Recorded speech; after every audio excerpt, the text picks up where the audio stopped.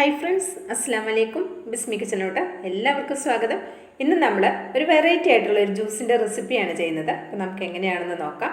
അതിനായിട്ട് ഞാൻ മിക്സിയുടെ ജാറിലേക്ക് 250 ml കപ്പിൽ 1 കപ്പ് തേങ്ങ ചിരകിയത് ചേർത്ത് കൊടുത്തിട്ടുണ്ട്. ഫ്രഷായിട്ട് ചിരകിയിട്ടുള്ള തേങ്ങയാണ് എടുത്തിട്ടുള്ളത് കേട്ടോ.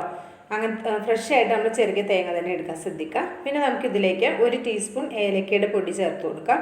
ഞാൻ പഞ്ചസാര ഏലക്കയും കൂടി പൊടിച്ചെടുത്തിട്ടുള്ള പൊടിയാണ് ചേർത്ത് കൊടുക്കുന്നത്. പൊടിയില്ലെങ്കിൽ 2-3 ഏലക്ക ചേർത്ത് കൊടുത്താലും മതി, ഫ്ലേവറിനനുസരിച്ച്. പിന്നെ ഞാൻ ഇതിലേക്ക് 2 ഈത്തപ്പഴം ചേർത്ത് കൊടുത്തിട്ടുണ്ട്. അത് കുരുവൊക്കെ കളഞ്ഞിട്ട് എടുത്തിട്ടുള്ള ഈത്തപ്പഴമാണ് ചേർത്ത് കൊടുത്തിട്ടുള്ളത്. നല്ല സോഫ്റ്റ് ആയിട്ടുള്ള ഈത്തപ്പഴം ചേർത്ത് കൊടുക്കുക, ശ്രദ്ധിക്കുക. ഹാർഡായിട്ടുള്ള ഈത്തപ്പഴമാണെങ്കിൽ കുറച്ച് വെള്ളം ഒഴിച്ച് കുതിർത്ത് വെച്ചിട്ട് ആ വെള്ളത്തോടുക്ക് ചേർത്താലും മതി. 2 ടേബിൾ സ്പൂൺ പഞ്ചസാര കൂടി ചേർത്ത് കൊടുത്തിട്ടുണ്ട്. ഇനി ഇതിലേക്ക് ഞാൻ ചേർത്ത് കൊടുക്കുന്നത് ഒരു ചെറിയ റോബസ്റ്റ പഴമാണ് എടുത്തിട്ടുള്ളത്. വലിയ റോബസ്റ്റ പഴമാണെങ്കിൽ ഒരു പകുതി ഭാഗമൊക്കെ ചേർത്ത് കൊടുത്താലും മതിയാകും. ഏകദേശം ഈ ഒരു ജ്യൂസ് ഒരു 2 വലിയ ഗ്ലാസ്സിനും ഒരു ചെറിയ ഗ്ലാസ്സിനും ഉണ്ടാകുന്ന അളവിലാണ് നമ്മളിത് തയ്യാറാക്കി എടുക്കുന്നത്. അപ്പോൾ ഈ ഒരു റോബസ്റ്റ പഴം ഇതിലേക്ക് ഞാൻ ചേർത്ത് കൊടുത്തിട്ടുണ്ട്. ഏത് ചെറുപഴം വേണമെങ്കിലും യൂസ് ചെയ്യാവുന്നതാണ് കേട്ടോ. നേന്ത്രപ്പഴം അത്ര ടേസ്റ്റ് ഉണ്ടാവില്ല, ചെറിയ പഴമാണ് ഈ ഒരു ജ്യൂസിന് ടേസ്റ്റ് ഉണ്ടാവുക. അപ്പോൾ ഞാൻ ഇതിലേക്ക് 1 കപ്പ് വെള്ളം കൂടി ഒഴിച്ചിട്ട് ഇത് നന്നായിട്ടൊന്ന് അരച്ചെടുക്കുന്നുണ്ട്. പിന്നീട് നമുക്ക് ബാക്കി വെള്ളം ചേർത്ത് കൊടുക്കാം. അപ്പോൾ ഇത് നന്നായിട്ടൊന്ന് അരച്ചെടുത്തിട്ടുണ്ട്. അപ്പോൾ ഞാൻ ഇതിൻ്റെ ആ ഒരു അരച്ചപ്പോൾ ഉള്ള ഒരു കൺസിസ്റ്റൻസി കാണിച്ചു തരാം. അത്യാവശ്യം നല്ല തിക്കിലാണ് ഇരിക്കുന്നത്. പഴം ചേർത്തതുകൊണ്ടാണ് തിക്കായി വന്നിട്ടുള്ളത്. ഇനി നമുക്ക് ഇതിലേക്ക് 1.5 കപ്പ് വെള്ളം കൂടി ചേർത്ത് കൊടുക്കണം. ഈ ഒരു പാത്രം 250 ml കപ്പിൽ 1 കപ്പ് വെള്ളമാണ് ഈ ഒരു പാത്രത്തിൽ ഉണ്ടാവുക കേട്ടോ.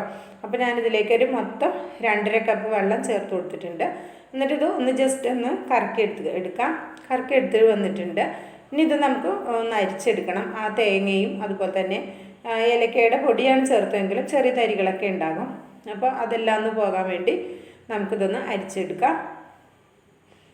സ്കൂളിട്ട് വരുന്ന കുട്ടികൾക്കൊക്കെ നമുക്ക് ഹെൽത്തി ആയിട്ട് ചെയ്ത് കൊടുക്കാൻ പറ്റിയ നല്ല ടേസ്റ്റി ആയിട്ടുള്ള ഒരു അടിപൊളി ജ്യൂസാണ്. ഇപ്പോൾ തേങ്ങയും അതുപോലെ തന്നെ പഴവും ഒക്കെ നമ്മുടെ വീട്ടിൽ സാധാരണ ഉണ്ടാകുന്ന ചേരുവകളാണ്. അപ്പോൾ ഞാൻ പഞ്ചസാര ചേർത്ത് കൊടുത്തത് നിങ്ങൾക്ക് അത് വേണ്ടാന്നുണ്ടെങ്കിൽ ഈത്തപ്പഴത്തിൻ്റെ അളവ് കൂടുതൽ എടുത്താൽ മതിയാകും കേട്ടോ. അപ്പോൾ ഇതാ നന്നായിട്ടൊന്ന് അരിച്ചെടുത്തിട്ടുണ്ട്. ഇനി നമുക്കിതൊരു പാത്രത്തിലേക്ക് സെർവ് ചെയ്ത് വെക്കാം. ഇത് ഞാൻ തണുപ്പിച്ചല്ല എടുക്കുന്നത്. നിങ്ങൾക്ക് വേണമെങ്കിൽ തണുത്ത വെള്ളം വേണമെങ്കിൽ ചേർത്ത് കൊടുക്കാം. പക്ഷേ തേങ്ങാപ്പാലായതുകൊണ്ടാണ് ഞാൻ ഐസ് ക്യൂബോ അല്ലെങ്കിൽ തണുത്ത വെള്ളമോ ചേർക്കാത്തത് കേട്ടോ. അപ്പോൾ അതെ, ഇത് നമുക്ക് സെർവ് ചെയ്യുന്ന 2 ഗ്ലാസ്സിലേക്ക് മാറ്റാം. ഇതിലേക്ക് ഞാൻ കുറച്ച് കസ്കസ്, ഒരു 3/4 ടേബിൾ സ്പൂൺ വരുന്ന കസ്കസ് ഒന്ന് കുതിർത്തെടുത്തിട്ടുണ്ടായിരുന്നു. അത് നമുക്ക് നമ്മുടെ ടേസ്റ്റിനനുസരിച്ച് ഗ്ലാസ്സിലേക്ക് ഇട്ട് കൊടുക്കാം. എത്ര വേണം അതിനനുസരിച്ച് ഇട്ട് കൊടുക്കാവുന്നതാണ്. അതിനുശേഷം നമ്മളിവിടെ അടിച്ചു വെച്ചിട്ടുള്ള ജ്യൂസ് ഒഴിച്ചു കൊടുക്കാം.